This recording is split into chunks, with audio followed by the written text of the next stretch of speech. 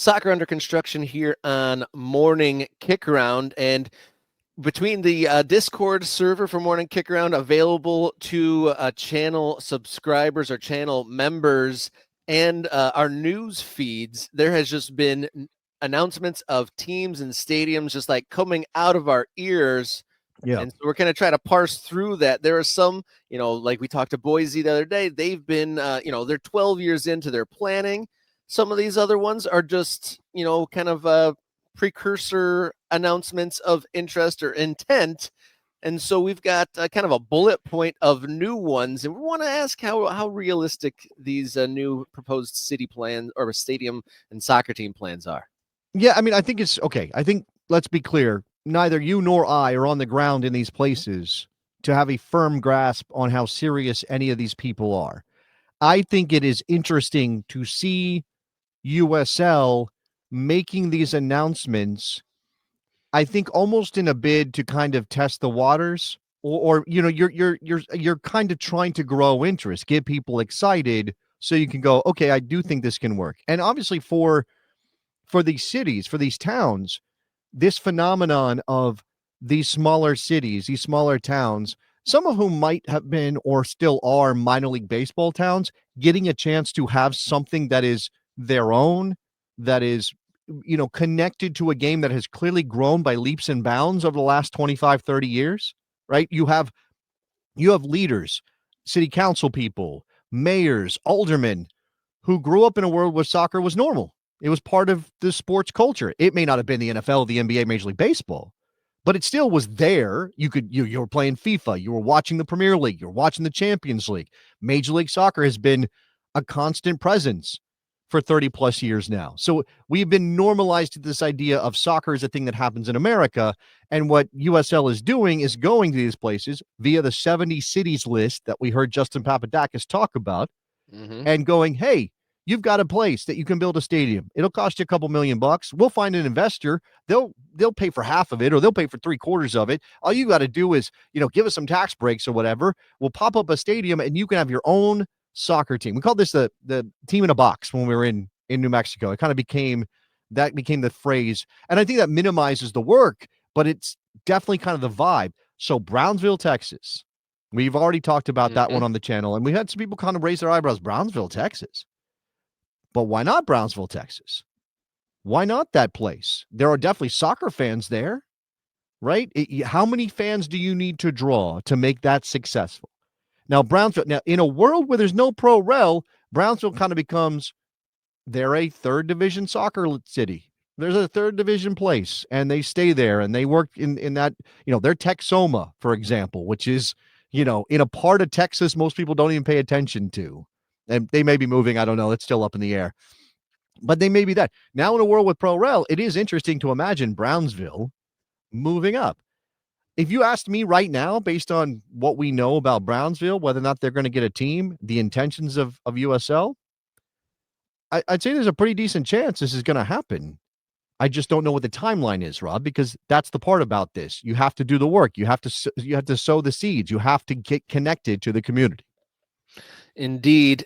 So some of the names of cities recently announced interest and some sort of a movement towards a USL side. We got Reno, Riverside, Firestone, Colorado, and one we didn't talk about in the rundown, but Pensacola, Florida, even getting into the mix here. Yeah, so, Pensacola, a couple months ago, Justin Papadakis went on television in Pensacola, I think, to talk about potentially putting a team there. My dad lives in Pensacola, so this has been a week of like soccer connections and familial connections. Yeah, I mean, you've got families in like all corners of the United States, huh? We spread out. We spread out. There's 5 of us. Got one. My sister lives near Boise, just down the road from where the stadium's going to go up in Boise, or is going up in Boise. My mom lives just south of Greenville, South Carolina. We talked about their medieval Italian Renaissance looking stadium plan. Yeah, shout out some good reactions to that. That was an interesting story, and can't wait to see that Greensville Stadium, the Rensen of soccer stadia. Yeah, Greenville, South Carolina. Greenville. You got to say it like that. Greenville, South Carolina. And then my dad lives in Pensacola, so maybe I'm going to have a team in all these places, a professional team in all these places when I visit. My brother's in Charlottesville, Virginia. I don't know if there's any plans for Charlottesville to get a soccer team, but that'd be cool, like in that area. Look, Not. Brownsville. You mentioned Riverside. Riverside's interesting because that's the Inland Empire that is to the east of Los Angeles. That is a very densely populated place, right? There, my buddy Jared Dubois, I do the best soccer show with, lives in Ontario, which is a little further to the west from Riverside. And I checked, it's about 25 minutes, but from his house to where the stadium might be built in Riverside, they're in the early stages, but they're making an announcement. They're trying to gauge excitement. I think there are fans there, but again, the devil is in the details as to whether or not you get this off the ground. Riverside seems like a place that should be able to support a soccer team, right? Some sort of professional outfit. Again, level. Are they going to have a 35,000 seat stadium? No, probably not. But can they build something and do something there in Riverside? Absolutely. Now, you mentioned Reno. Let's get to Reno for a second because There's some history there. a conundrum. They've had multiple teams run through Reno and it has not worked out. And in every case, this has been about stadium location, stadium building, proper home for the team. So this is newly announced. And again, this is what's interesting about the reaction locally. Like we talked about this with Memphis, right? Memphis has a USL2 team going into a soccer complex there in suburban Memphis. And our guy in northern Mississippi was telling us about this. It seems as though the local news can't really figure out how to process these announcements. In Memphis, they were calling it pro soccer, and I was like, really? Is it semi pro? Maybe. In Reno, they're saying the return of soccer to northern Nevada. Now, they're announcing it as Reno to get a pro soccer team, as Reno Pro Soccer announced stadium project.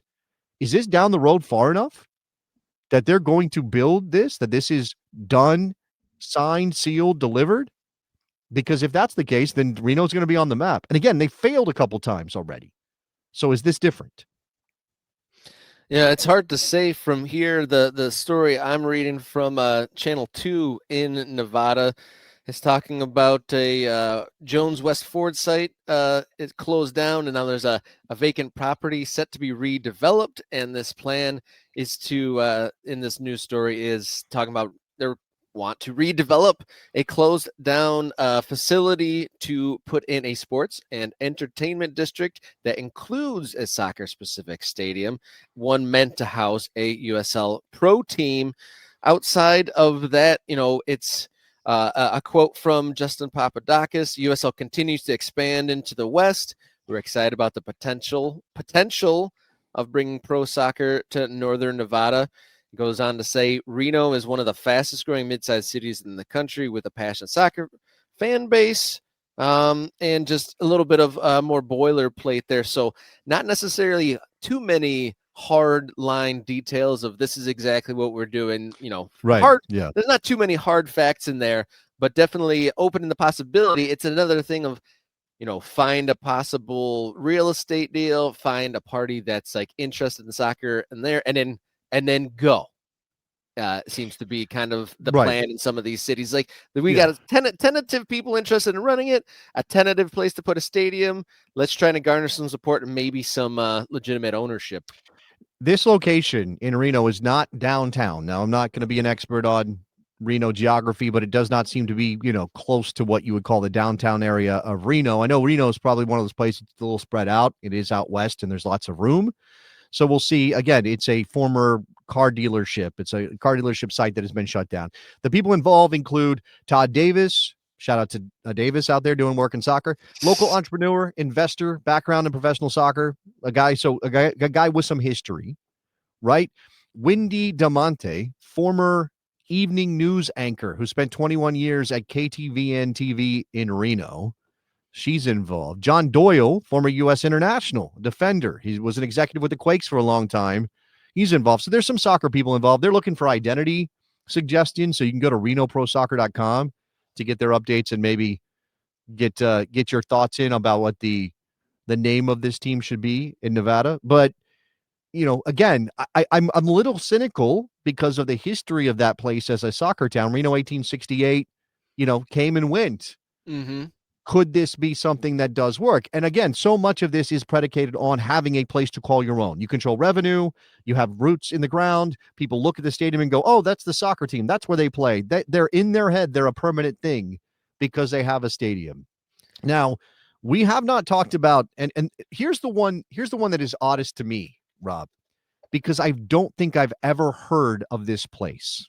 And that's wild because my family is from Colorado. My mom and my dad are from Colorado. I've not lived there myself, but I am vaguely aware of some of the geography of Colorado. And I had not heard of Firestone, Colorado. Now, this is, though, part of a general region of northern Colorado between Denver and Fort Collins. Fort Collins is where where Colorado State University is, where there has been efforts. Northern Colorado hailstorm plays in this general area. Now, they still exist. They're not in USL anymore. They got kicked out because they didn't have their money right.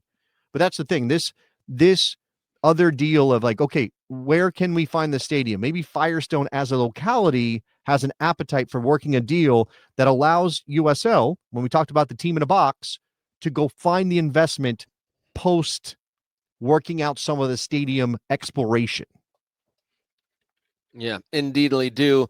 With that, and we'll see about that. And you brought up the hailstorm, and it is good to note, or I think important to note, that with this rapid expansion and the excitement of all the possibility of new teams and all these different cities getting a crack at pro soccer, or a renewed crack at pro soccer, there are teams falling off from USL every year still. I think there was the hailstorm and at least one more. Memphis delayed or shut down operations.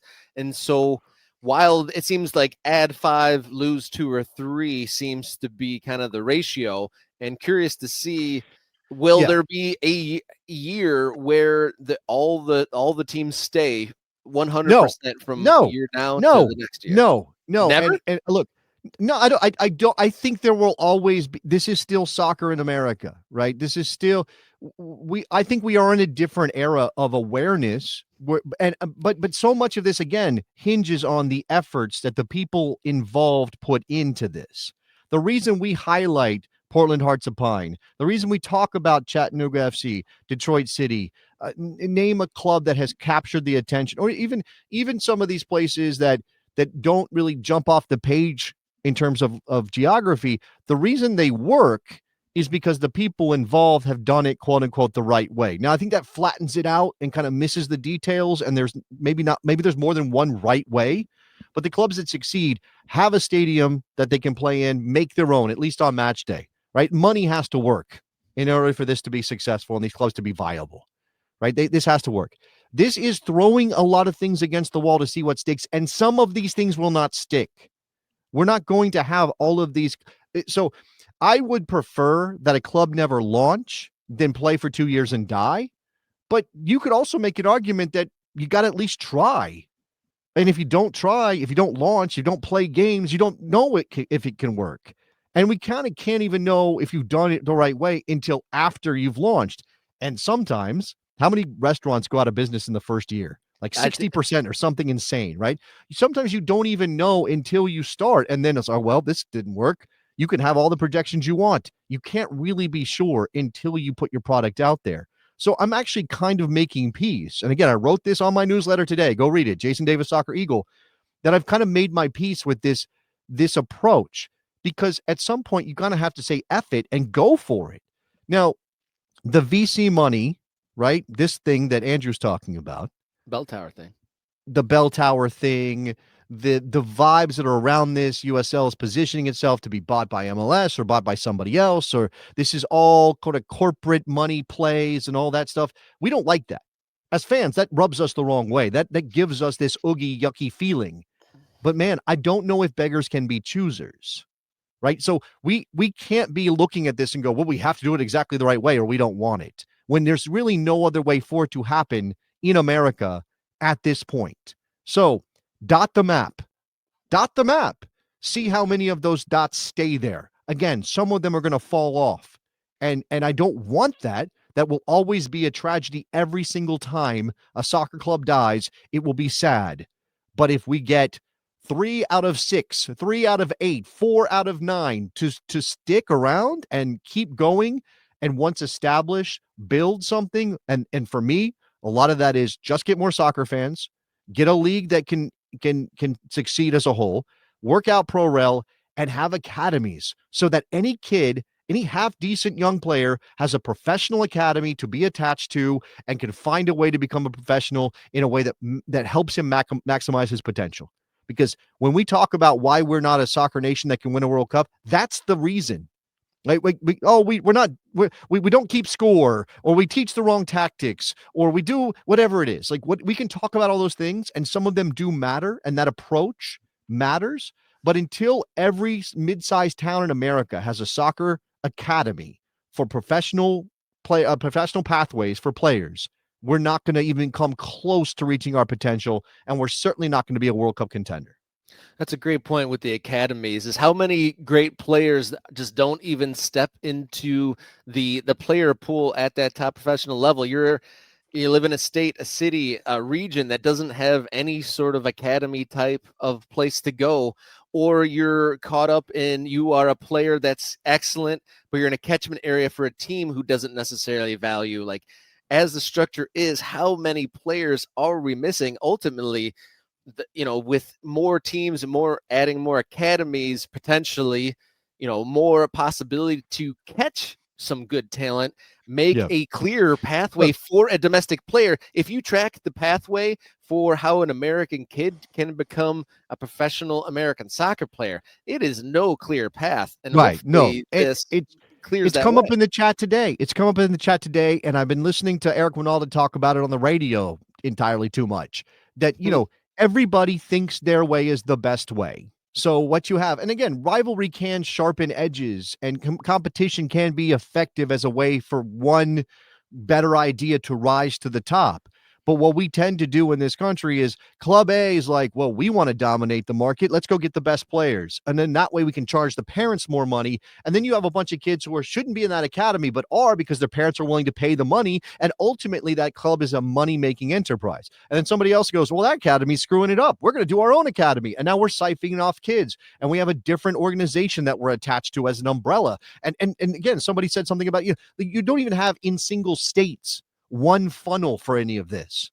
It's multiple paths, multiple funnels, and we constantly think our way is the better way. Now, in lots of countries where the game is king, there is no impetus to start your own thing. That would be insane, to start your own thing outside of the existing structures, outside of the established clubs. And in most cases, again, the countries are small enough and the professional outfits are dense enough that kids don't have to think about it. If I grow up in Dusseldorf, I'm going to go play for the Academy of Dusseldorf. Of course, I'm going to do that. We do have some of that in MLS cities, and MLS clubs are taking different approaches. Some of them care about developing players, some of them don't. Some of them are engaged with the local youth scene, some of them are not. Some of them have alienated the local youth scene. All of this is complicated, right? So my thought here is the simplest thing to do is simply have as many professional teams as possible, because you can't have an academy run by a professional team in a given location unless you have a professional team at the top end of their organization, at the senior level. And so let's do that. Let's make this as abundant as possible by whatever means possible. And yes, there will be some sacrifices made, and some clubs won't make it, Rob, and there will be complicated relationships to work out. But I don't know what the better idea is right now. So you're okay with, so we're dotting the map here, and new teams popping up, dotting the map across the United States. And I saw a comment on one of the videos, is it looks like they're dotting the map in pencil. Are you saying that you're okay with that? Some of these teams I are mean, circled in on the map in pencil but rather than again, pen. It what's the might be feasible. alternative? What's the alternative? That we sit there and, well, how much money do you have in your bank account? How many, like, you have to have season ticket deposits before we let you be a club? Like, what is the measure of that? Right? USL is doing their vetting, and maybe their vetting is not strong enough for some people's liking. And again, some of these clubs will die because they were never set up to succeed in the first place. Maybe some clubs never get off the ground. I included the story of Charlie Davies in my newsletter today, which you can go read at the Blazing Musket or watch the conversation he had with the kickback committee about him trying to start a team in New Hampshire, getting linked up with an investor he thought was going to back this USL League One team in New Hampshire, only for it to all fall apart because that person was shady. Now, the USL is saying they got together on their own. We had nothing to do with that. And Charlie's saying, no, they helped me find that person, and it all fell apart. So again, it's not going to be clean and simple and easy and work right every single time. And I'm not even sure I completely trust the USL. But who else is doing it, Rob? Who else is doing it? And I don't want MLS turning our lower division structure into a farm league. I don't want that. So MLS Next Pro is not it for me. So what is the alternative? That's a good point. And, alongside our dot the map hashtag, I would say not your farm team is a good one to go, because I certainly don't want North American soccer or soccer in the United States to turn into the hockey or the baseball systems where everyone in the lower league teams or the minor league teams are working for their way up to some other city to play or represent a different place. And, not real games competing for real prizes at all. And something with doing this show and working through this is these press releases, you kind of start to notice the red flags of it all. Like, how soon are they starting? I feel like if there's like a 6-month turnaround and they're trying to go from 0 to 100 in like less than 2 years, that's an instant red flag. Not having a specific group or some sort of foundational thing there, that's a red flag there as well. But like, because I think leaning back on, like the Cascades and the Boise's, who appear like they're set up well, they kind of had a foundation that was already there. But, teams like Reno and whatnot, the history there is they have some teams that have come and gone and a place that they might be able to turn into a stadium. So some of these are not the same as others in any way. And I understand a natural amount of cynicism and skepticism is going to come with this. Right. Again, I have it too. I look at some of these and go, yeah, okay, sure.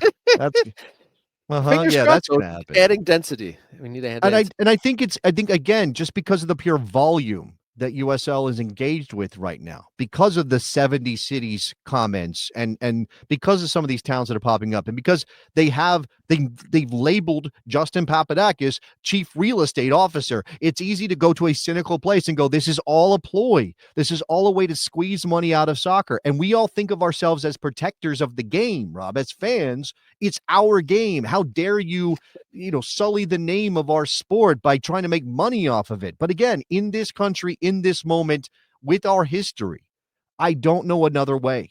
I don't know another way. So again, you either go, I don't want any of this because it's all tainted, or let's see what happens, and I will reserve judgment and go ahead and do whatever you're going to do, and I'll just be over here waiting to see how much of that succeeds.